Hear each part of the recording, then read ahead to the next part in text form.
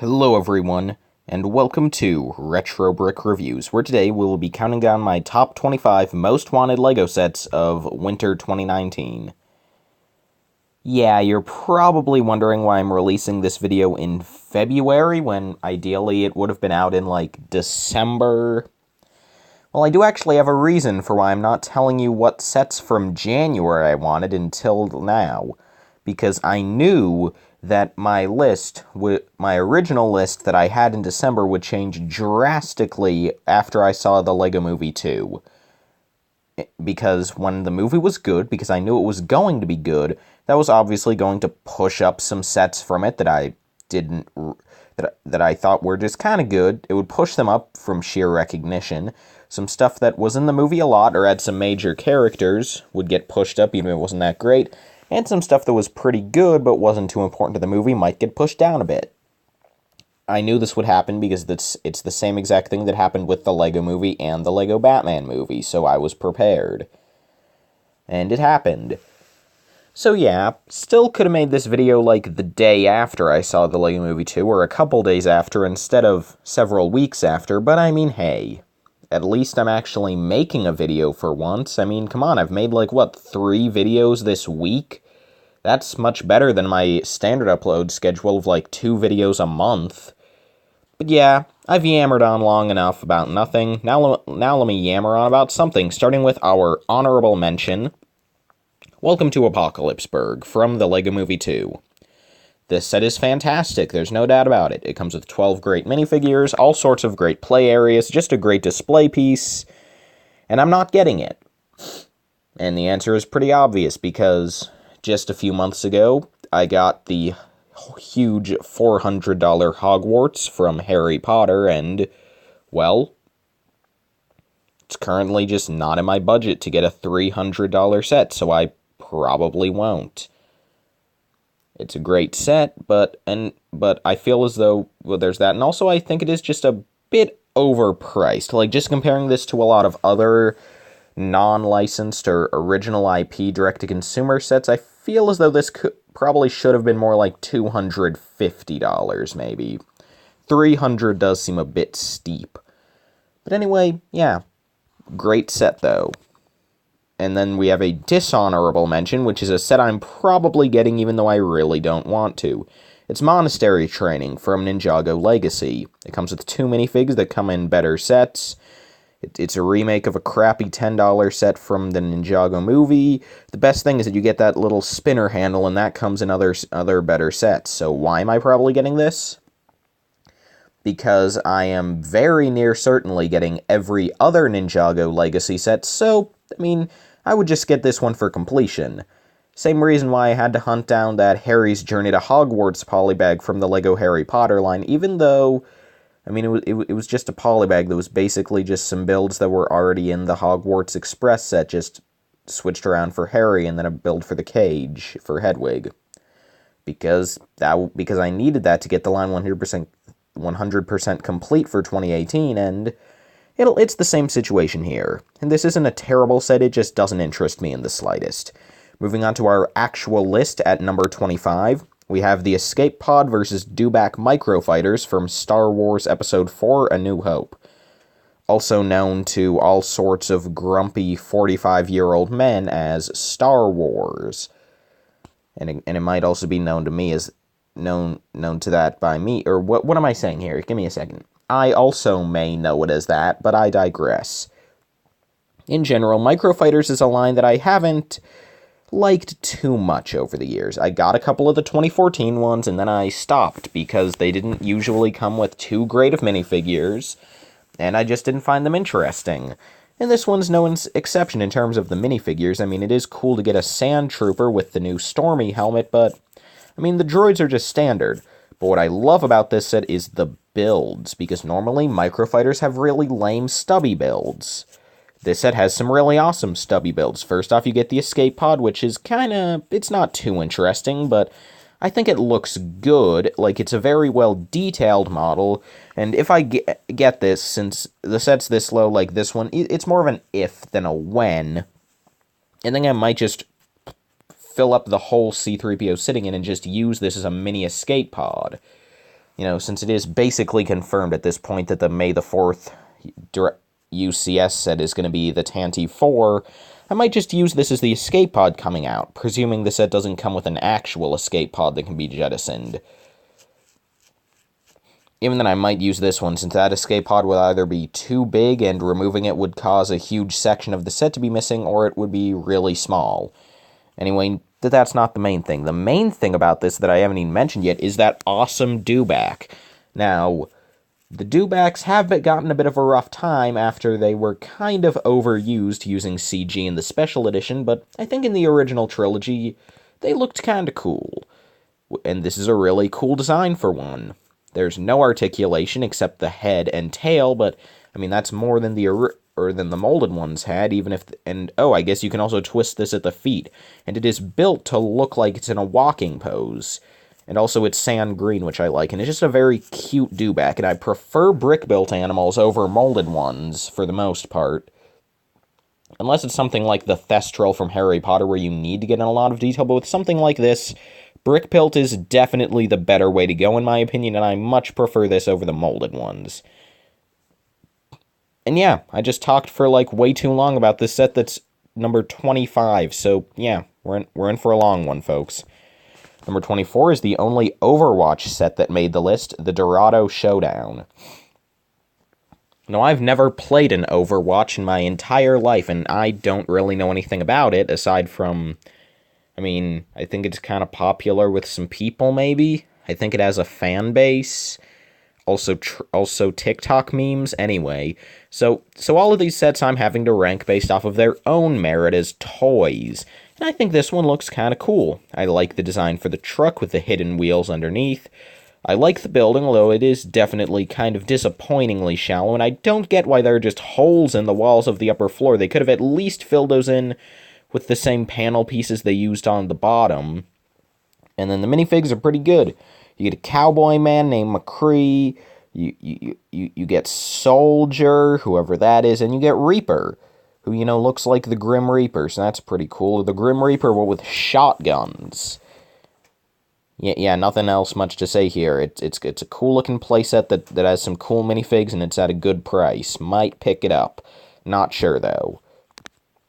Number 23 is the Oni Villains Battle Pack from LEGO Ninjago, which, aside from that really bad $10 set, is the lowest Ninjago set on the list. And it wasn't even originally on the list until I realized that the Summer Ninjago sets are going to be for Season 11, and we're not getting sets for Season 10 outside of this. The Legacy sets are what we're getting instead of Season 10 sets. So this is the only set we're getting that actually has the Oni in it. And it's really sad for me because the Oni kind of look like garbage. I've been watching some of Season 10, and I'm not going to spoil it, but this is unfortunately what the Oni look like, and I really do like the one in the middle that has the Oni mask piece, but I really don't like the two on the sides that have the Black Panther earpiece, and I hate how all three of these have the same exact head, and especially how they all have the same torso. Like, the head I could excuse because one of them is hidden behind the mask, and one of them still has a scarf, so only one of them is showing the full face. So, that's annoying, but I can excuse it. But the torso, they should not all have the same torso with the same necklace. That's dumb. They should at least have, some different armor, maybe. Have one with the necklace, one with, some cool purpley armor, and then one that's just plain, maybe. Or two with armor and one with the necklace. I don't know, it just seems kind of dumb to be paying $13 for 3 new printed parts. Mask, head, torso, that's all she wrote. Honestly, this set kind of sucks. Not even sure, I probably won't even get it unless I see it on special.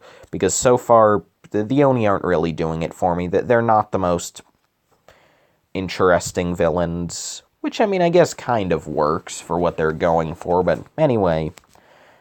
Number 22 is the Death Star Escape from Star Wars, and this is where the sets really start to pick up in terms of, hey, I'm not just putting these here because having a top 22 is a really weird list to have. These are sets I might actually get.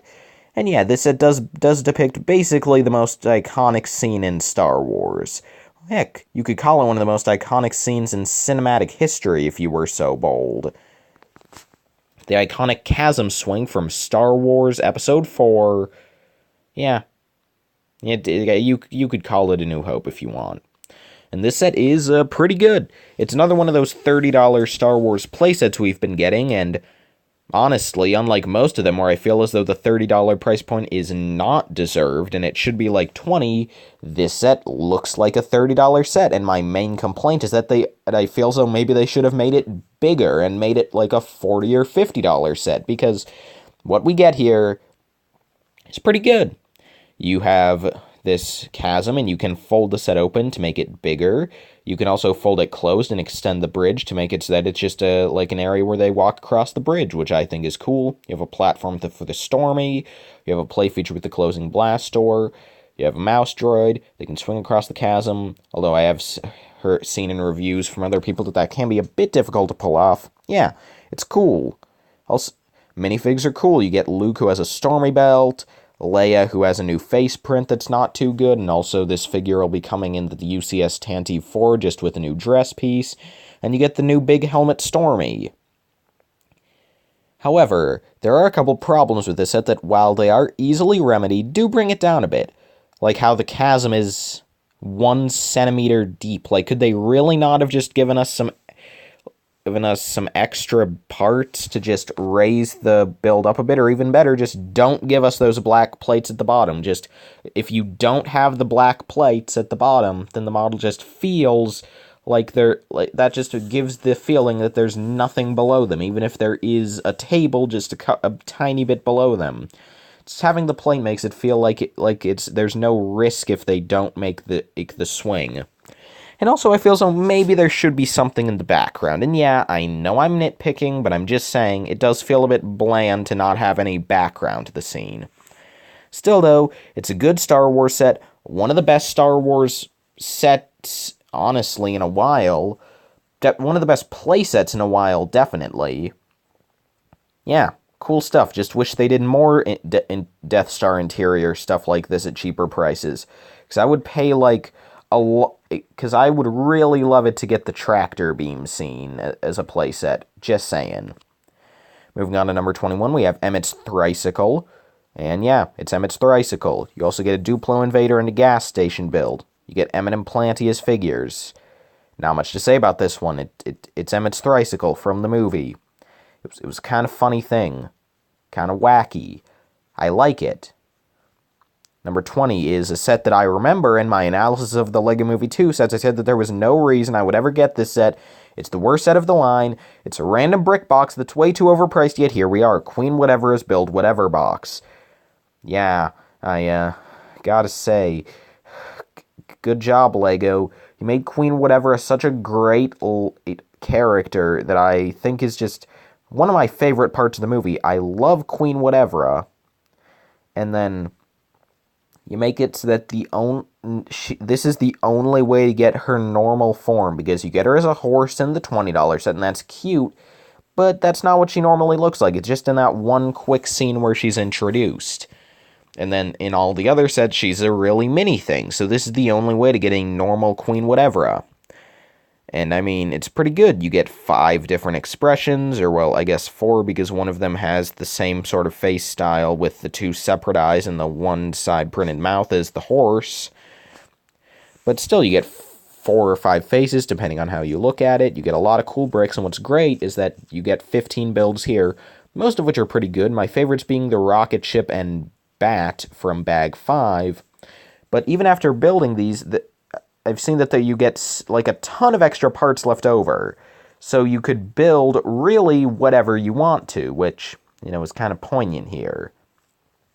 Big problem is that the set is $40, and I'm not paying that. If I see this set go on special, like out for like $30, then yeah, it's good. I would get this set for $30. It's cute, like Queen Whatever. Number 19 is Emmett and Benny's Build and Fix Workshop, and do I really need to explain why this set is good? There's a spaceship. I mean, yeah, Emmett and Benny both come in cheap sets. Like, literally, you could get both of these figures in sets, these exact figures, for less money than this set. The escape buggy is a cute thing that I like more than the actual escape buggy. The workshop is cute. The spaceship is awesome. And it actually does look like a classic spaceship. It doesn't look Junior's at all, which is great. Number 18 is Emmett and Lucy's Visitors from the Duplo Planet. I think Duplo, Emmett, and Lucy are adorable. I really like how off to the right we have what I kind of think is like the Duplo messenger, the one that says, "We are from the planet Duplo, and we are here to destroy you." That was the worst thing ever, I apologize. But yeah, it's cute. It's a really cute set. It's $30, which I think is a bit much for what is essentially just a random box of random Duplo.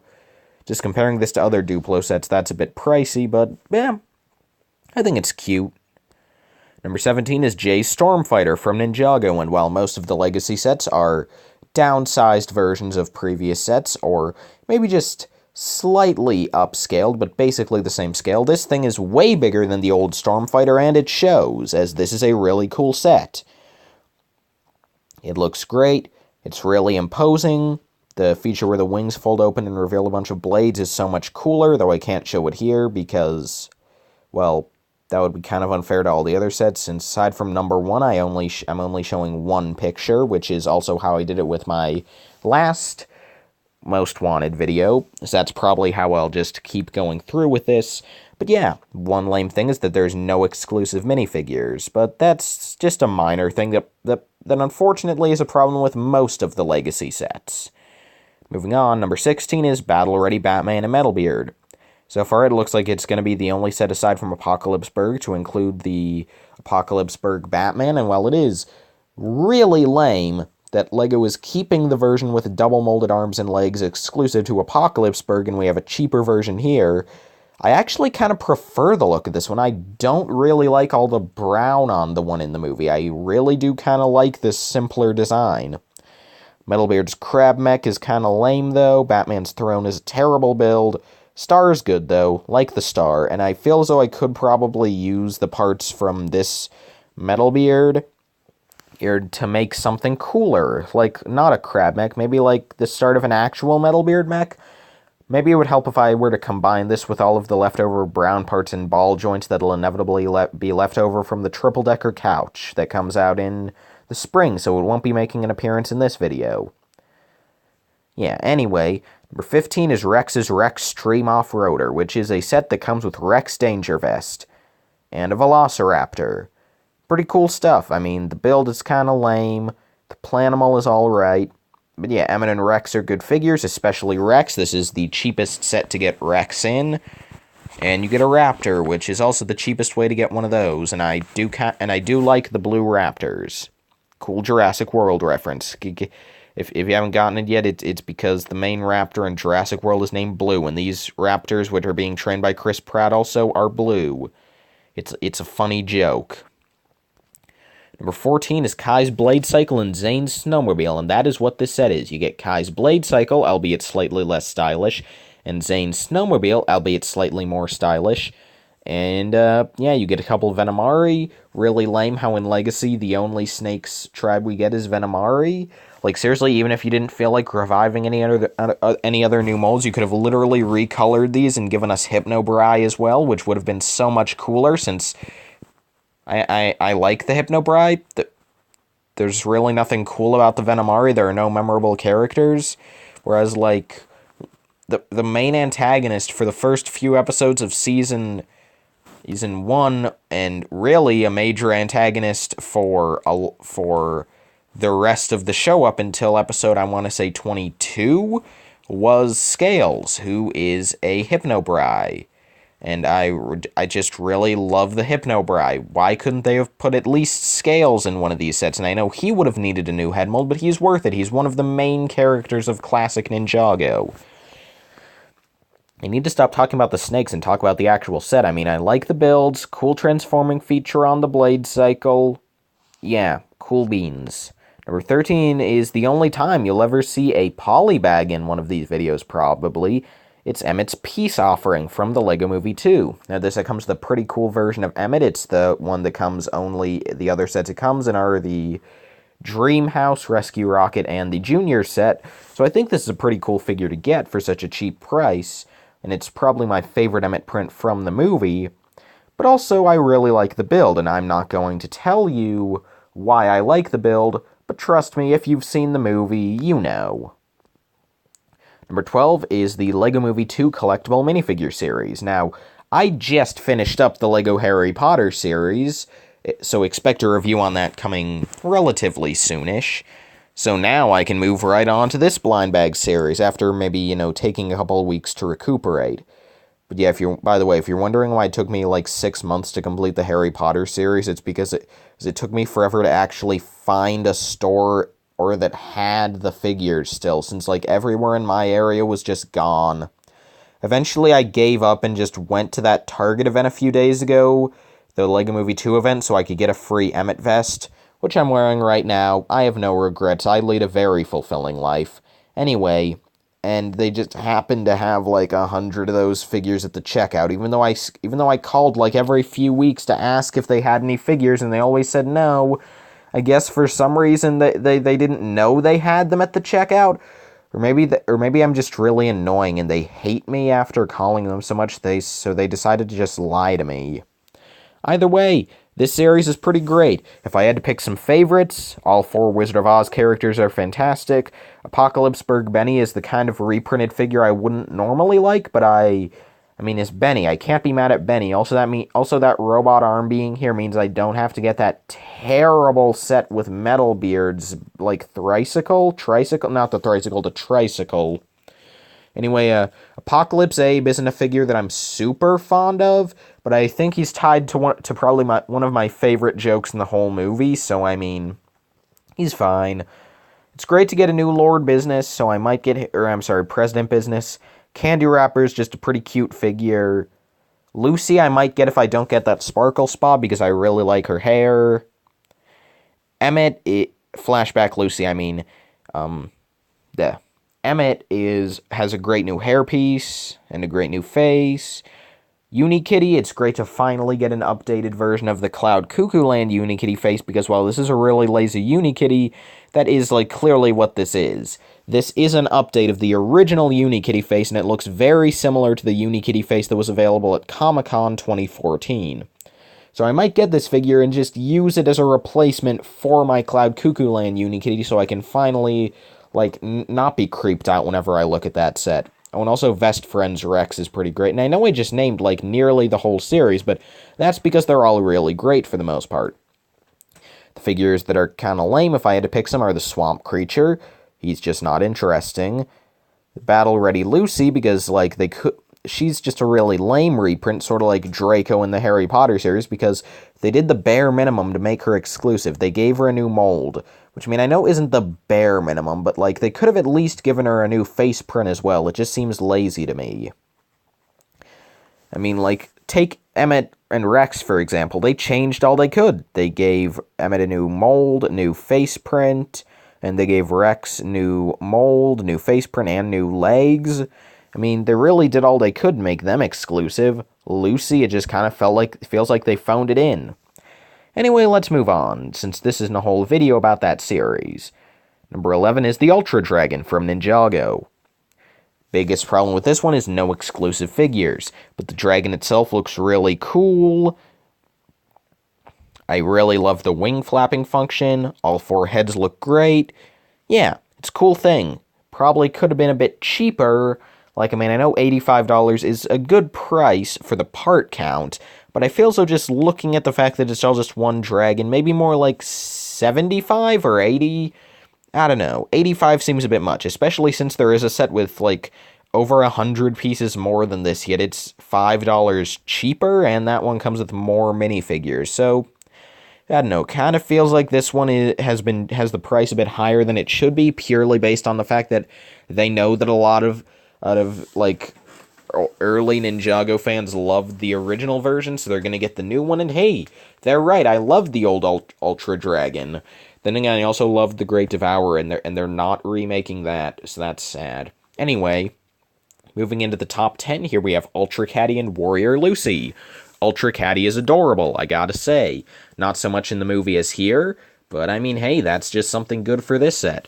Figures are great. You get Emmett. He's pretty good. I think this is the Emmett with the face print where the scared face is the same as the one as the original Lego Movie poster, which is just fantastic. Or wait, no. Is it?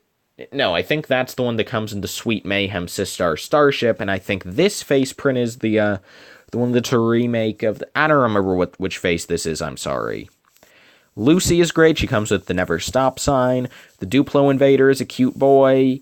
Yeah, and Ultra Caddy's great, as already mentioned. 1x5 bricks, though. That kind of breaks a hole in the space-time continuum, don't you think?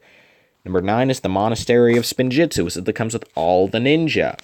And Master Wu. And a character that LEGO is calling Whiplash, even though it is very clearly just the new, Knuckle body with Crunch's head and a Sensei Wu hat. They didn't even try. Didn't even create a single new print for him. So again, no new minifigures, no matter how much they tried to fool us into thinking there was one. But yeah, aside from that, this set is pretty great. I like the entrance with all the different printed murals. I like the play features on the main build, as well as just how nice it looks. Like the bits of the training arena we get inside. Training course, rather. It is a bit annoying how there is no connection between the two parts, but at the same time, I get it. It's good for play. Also, you can have it open like this, which I think is a good look, and it just makes it easier to look at the murals and stuff and use the play features and just put figures inside. So yeah, I guess it's good. And I mean, for $80, you get 2 big structure pieces, so it's worth it, I think. Number 8 is the Samurai Mecha set that comes with Nia and 2 skeletons, and yeah, all 3 of these figures are exclusive. For some reason, LEGO decided to make the 2 cheapest Legacy sets, not including the Monastery Training, because that set's garbage, but the 2 actual Legacy sets, and make those the ones with all the exclusive minifigures. Whack. Anyway, but yeah, the build's pretty great, not much else to say, it's just a little cute mech. Number 7 is Sweet Mayhem Sistar Starship. It comes with the best version of Sweet Mayhem, in my opinion. You can't see why, because for you it just looks like all the other Sweet Mayhems, but trust me, this one has a bit of a better thing going under the helmet, in my opinion. Anyway, Star and Heart are cute as always. Lucy and Emmett are good. You get a sticker roll, which at first I was very opposed to until I learned that they're reusable stickers. So as long as you don't do something stupid like completely flatten them down or cover them in cat hair, then you can just use them and then put them back on the roll like nothing ever happened. Play features inside are good. Would like to have more space in the cockpit, but that's just a nitpick. Yeah. Awesome set. Looks great. Also saw it in person at Target a few days ago, and it is so much bigger than I thought it would be, which is such a plus. Number 6 is the Golden Dragon. And no, I don't want this set so much because it has 666 in the set number. Although putting this at number 6, I guess, is just kind of an extra bit of funny, although completely unintentional. Anyway, yeah, you get Lloyd, the Golden Ninja, and yes, it's Lloyd, not Lloyd. And average complaint, just kind of dumb how in the Legacy episode involving the Golden Ninja, they have him voiced by Sam Vincent, even though Legacy takes place during even though the scene this would have taken place between seasons 2 and 3, because that episode was after Lloyd was the Golden Ninja, so it would have had to have been between them because he lost his powers in season 3. So they should have gotten Jillian Michaels back to voice Lloyd, but I digress. Anyway, the figure looks great. Overlord is just the best figure. He's fantastic, so creepy. The dragon is great. Weird how it has a molded head instead of a brick-built one, but it looks good. Stud gun in the mouth. Yeah, cool beans. Moving into the final 5, here we have Unikitty's Sweetest Friends Ever. You get Unikitty, who's pretty cute. You get Ice Cream Cone, who for some reason this is the only way to get a normal ice cream cone. He's a good boy.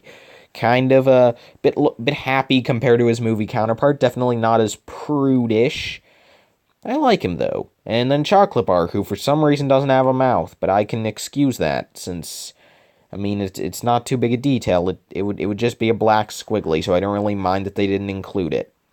For the builds are entirely superfluous, and they're not what you're focusing on. They're not what the set's about.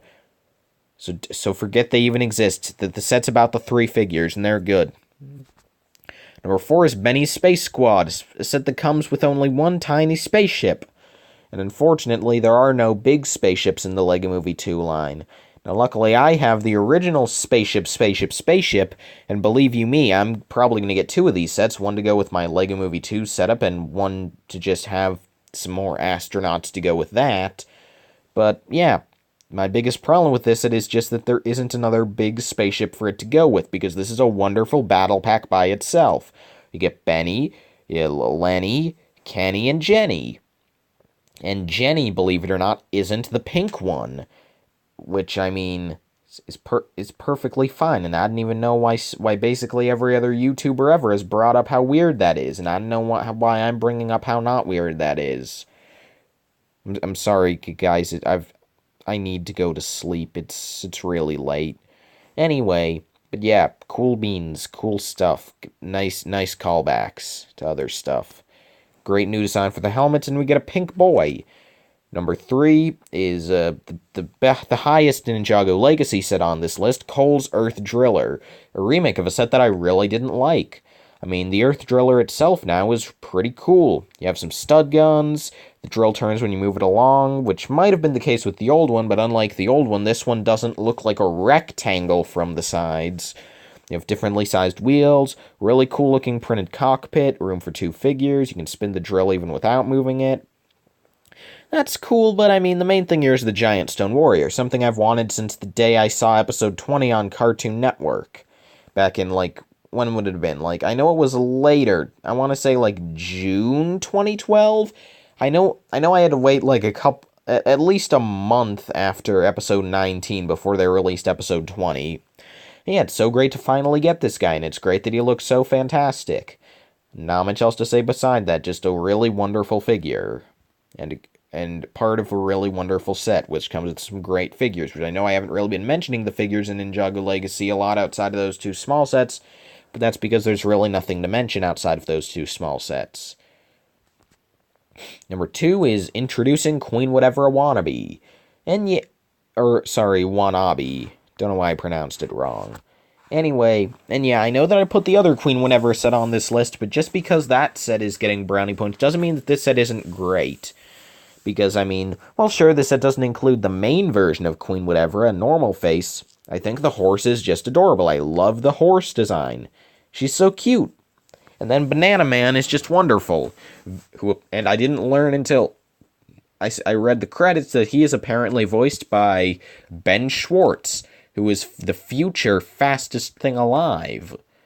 Also known as, Sonic. Yeah, still not sure why they're making a Sonic movie. Or, well, actually, that makes sense. The thing that doesn't make sense is why they're intentionally making it bad. Anyway, but yeah, Banana Man, and at first I thought that the eyes were a bit odd, and that and maybe they should have printed the pupils closer together, because he doesn't exactly look like he did in the movie. But then I watched some pirated clips, I mean paid to see the movie again to check this detail, and I found that, well, no, the eyes are correct. I feel as though maybe the mouth should have been a bit different to give him, a bit less of a derpy expression, make him look a bit more, I don't know, intelligent, goofy, I don't know, it's just like the way he is, he looks a bit stupid. Still really wonderful, though. And then for figures, you get Lucy, you get Susan, who's pretty great, and you get a Sweet Mayhem. And this set is definitely, price to part ratio, this set is not good for $20. As in, literally, junior sets are infamous for having terrible price to part ratios, but the $20 junior set has more pieces than this $20 normal set. And at first I thought it was weird, but then I realized that just, okay, so the banana guy has a new print, so that's 1 new print. Queen Whatever gets 7 new prints, so that's 8 new printed bricks, plus Susan, who is an entirely new mini doll, and just judging by how many mini dolls you get for the Friends sets, as opposed to the amount of mini dolls you get, the amount of minifigs you get for a system set of the same price, it's kind of clear to me that mini dolls cost more to produce than minifigures. Plus you have Sweet Mayhem, who is 4 new molds all to herself. And when you put it all like that, the set kind of makes sense that it's $20, because there's a ton of stuff going on here. And Also, since the set does use mainly normal system bricks, you end up with two pretty nice-sized builds by the looks of it, so I think it will seem like a $20 set in terms of size. So yeah, cool set, but I know you're all wondering what number 1 is. Alternatively, you're not wondering what number 1 is, which I think is also perfectly fair. Anyway, enough boondongery. Number 1 is Emmett's Dream House from the LEGO Movie 2. And this is just a fantastically done set.